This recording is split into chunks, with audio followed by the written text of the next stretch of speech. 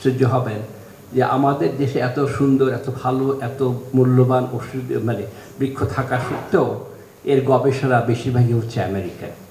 এবং আমি ব্যক্তিগত অভিজ্ঞতা থেকে বলছি যে মানে সিটি ইউনিভার্সিটি অফ নিউ ইয়র্কের সাথে একটা আন্ডারস্ট্যান্ডিং হয়েছে, যারা আমাদের গাছের এক্সট্রাক্ট নিয়ে সেগুলো ক্যান্সার রিসার্চের জন্য ব্যবহার করবে।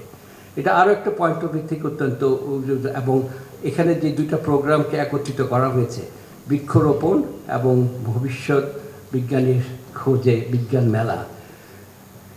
বিজ্ঞান সচেতনতা আমাদের অত্যন্ত প্রয়োজনীয়। আমরা যদি গ্লোবাল নলেজ ইন্ডেক্সের কথা হিসাব করি, এই ইন্ডেক্সে বাংলাদেশের অবস্থান 141টি দেশের মধ্যে 114তম, যেটা অত্যন্ত দুঃখজনক।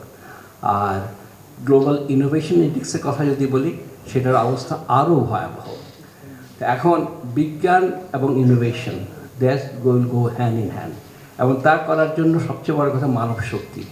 এবং আমাদের সমাজে বা ছাত্রদের মধ্যে, আমি পদার্থ বিজ্ঞানে ঢাকা বিশ্ববিদ্যালয়ে 43 বছর পড়িয়েছি, পরবর্তী ব্র্যাক ইউনিভার্সিটিতে 9 বছর আমি ফিজিক্স পড়িয়েছি।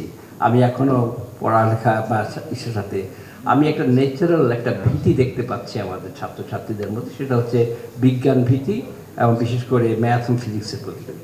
এটা দূর করতে হবে। এবং এটা দূর করার জন্য যেটা হচ্ছে, you have to pick up the students right from their childhood.